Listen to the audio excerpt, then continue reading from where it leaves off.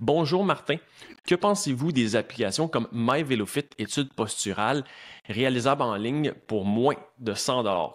Donc moi, j'ai une opinion extérieure de point de vue concept, je l'observe, mais toi, tu l'as carrément expérimenté dans ta pratique en positionnement. Dans le fond, t'as fait des tests. Ouais, c'est ça. Bah, j'ai voulu juste dire, voilà, je me mets sur le vélo, je fais un enregistrement, je me mets dans la peau d'un cycliste lambda qui fait pas d'études posturales et qui veut avoir une étude posturale avec ce système-là.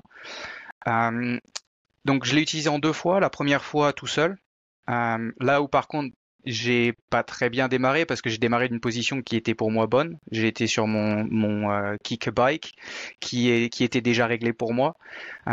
Et donc du coup c'était quand même intéressant de voir les commentaires. Mais donc la deuxième fois où donc je suis allé voir un collègue Tony où là on a fait des essais ensemble. On est démarré d'une position trop haute et d'un guidon trop loin. Et aussi potentiellement trop bas, mais c'était encore ça allait un peu, mais on était vraiment trop loin. Là aussi, on était sur un vélo spécialisé pour faire des études posturales, donc ça permet de faire des ajustements rapidement et facilement. Et donc, on a fait la première vidéo, on l'a mis dans le système, et là, pareil, c'était vraiment de se baser. Nous, en tant que spécialistes du positionnement, on ne on ne change rien, on fait simplement ce que l'application nous dit. Mais on est arrivé à une hauteur de selle qui était à peu près correcte. Je crois qu'on était encore 10 ou 12 millimètres trop par rapport à ma selle, à hauteur de selle optimale.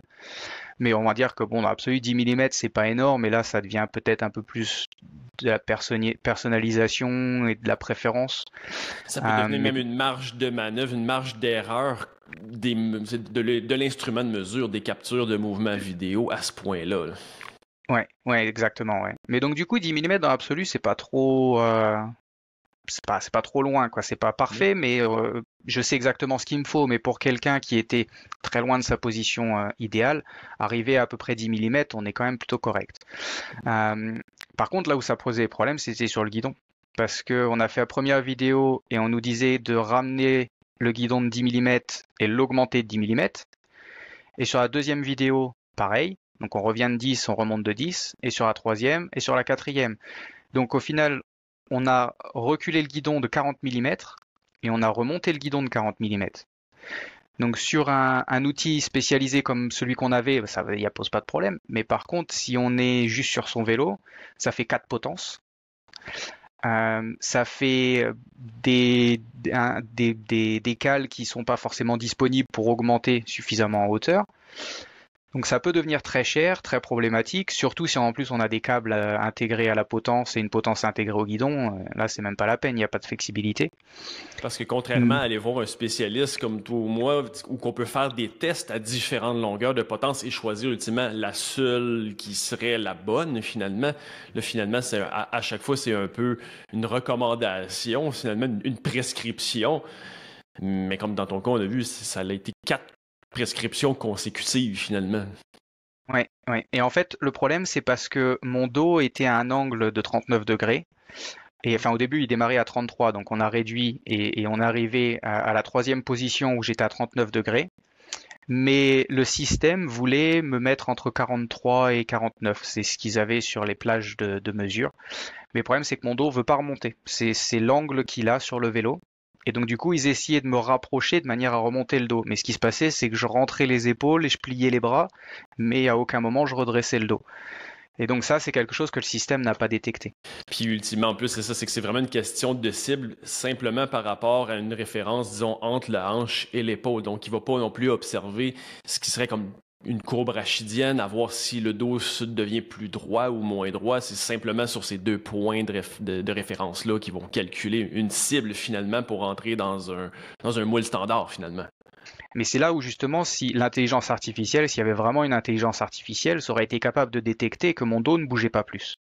Et de dire, d'accord, bon, donc ça devient la mesure correcte. Maintenant, on va adapter les autres et voir comment les autres mesures réagissent. Là, ça pourrait ramener une intelligence artificielle qui, au final, serait assez développée. Parce que là, ils appellent ça de l'intelligence artificielle, mais ultimement, c'est un terme, disons, qui est très populaire, qui est très à la mode, C'est finalement. Mais marketing. mais on parle plus, finalement, d'algorithmes, puis de technologie d'identification visuelle, qui est pas pour enlever, justement, que oui, c'est une technologie qui est intéressante, mais on n'est pas dans la réelle intelligence artificielle de vraiment un peu s'adapter et comprendre la dynamique. On est dans l'application, finalement, d'un moule avec des cibles. Oui, c'est ça. C'est ça. Ça reste.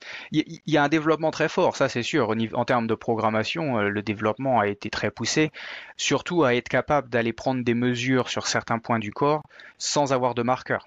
Après, voilà, ça reste une mesure d'angle et mettre ces angles dans une plage de données définie, prédéfinie par un algorithme. Et c'est là que ça reste assez limité.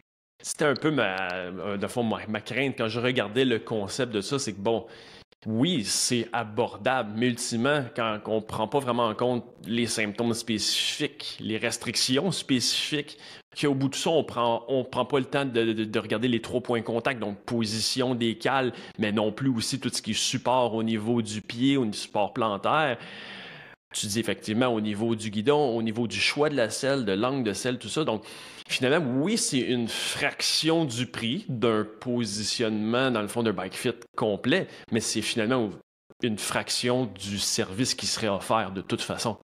Ouais, ouais, c'est ça. C'est ça. Donc, du coup, ça reste assez limité par rapport à ça. Mais est-ce que tu vois pour qui, dans le fond? Moi, j'ai mon idée, mais je vais te la demander en premier. Pour quelqu'un qui est complètement débutant, lui donner une zone qui peut être pas trop mal. Et ça peut aussi permettre de comprendre. Je pense que c'est plus de ce côté-là qu'il faut voir l'application, c'est-à-dire que il va nous donner des choses à changer. Et si on est attentif au changement et à la manière de réagir du corps, ça peut être une forme d'apprentissage qui va permettre au cycliste d'aller ajuster lui-même certaines dimensions sur le vélo par rapport à ce qui s'est déjà passé pendant l'étude. On va dire, ah bah, on m'a fait prendre le guidon plus près, ah, je me sentais un peu mieux, il y avait un changement sur la répartition des masses ou des choses comme ça, donc ça permet d'avoir un apprentissage. Et ça peut être utile. Donc pour les débutants, et peut-être pour des personnes qui n'ont pas accès à une étude posturale, s'il n'y a rien à moins de 5 heures de route par exemple, ou enfin qui sont très loin, ça peut être une façon d'avoir une étude posturale, mais pareil, est-ce que ça va nous mettre dans une mauvaise position qui peut causer des blessures? Enfin, ça reste une question, on ne sait pas, mais ça peut être une solution pour ces personnes-là. Il y a aussi il y a beaucoup d'endroits, on va être réaliste que oui, il y a quand même plusieurs endroits ou certaines boutiques que de toute façon, des méthodes simplement de calculer des angles et de mettre tout le monde dans un même gabarit, ben c'est la méthode qui est déjà pratiquement utilisée. Donc, peut-être que dans même plusieurs boutiques, quelqu'un, bon, si on n'a pas vraiment de spécialiste en boutique et que c'est le mécanicien ou le nouvel employé qui a eu une heure de formation, il s'est fait dire, bon, mets le genou à tel angle, le fil de plomb, mets le torseau en tel angle, ben, probablement que cette application-là va faire potentiellement même un meilleur travail que beaucoup des méthodes qui sont faites par des humains, parce qu'au bout de tout ça, la limitation va être dans les compréhensions plus grandes de ces personnes-là, de ces endroits-là. Donc, je pense qu'il peut avoir ça peut être une application, justement, effectivement, si personne n'a des disponibles proches, et même peut-être que certaines boutiques pourraient utiliser ces systèmes-là. Ouais, c'est possible. Et d'ailleurs, il y a une partie où ils en parlent par rapport à ça dans leur marketing, c'est de s'adresser à certains magasins. Et c'est vrai que ça peut être un bon point de démarrage. Peut-être plus aussi sur la partie bike sizing, donc la définition d'une taille de vélo. Est-ce qu'on serait mieux sur un 51, un 53 ou 54, 56, enfin un médium, large. Ça peut aussi être intéressant, toujours dans les limitations, mais ça peut déjà donner des guidances et des valeurs de base qui peuvent être intéressantes. Moi aussi, il y a peut-être une autre application que je pourrais suggérer aux gens en fait qui voudraient économiser encore plus d'argent, parce que si on est juste dans un système, dans le fond, de prise de capture vidéo et de mettre tout le monde dans un barème d'angle, ben, si on veut se donner juste un petit peu plus de temps, finalement, moi, je connais l'application qui est sur le web de Motion ISIS, MOTONYSIS. On peut juste télécharger dans le fond des vidéos de nous, prendre ces mesures-là, finalement de façon manuelle, de les mesurer de façon gratuitement, finalement, nous-mêmes, en regardant c'est quoi les cibles. Donc finalement, oui, c'est un petit peu plus de travail, ça se fait pas de façon automatique, mais au bout de tout ça, c'est que si on veut le faire manuellement, avec les mêmes cibles d'angle que ce que MyVeloFit pourrait faire, ça peut être une option pour ceux qui veulent se donner un petit peu plus de temps pour le faire manuellement. Ouais. Ce qu'il faut retenir, c'est faire des essais et ne pas hésiter à faire des essais soi-même, des expériences et voir ce qu'il en ressort. Et de comprendre les limitations finalement, que ce n'est pas une analyse posturale complète au quart du prix. Il y a des limitations qui peuvent donner des résultats bien pour certaines personnes, mais il y a définitivement des limitations.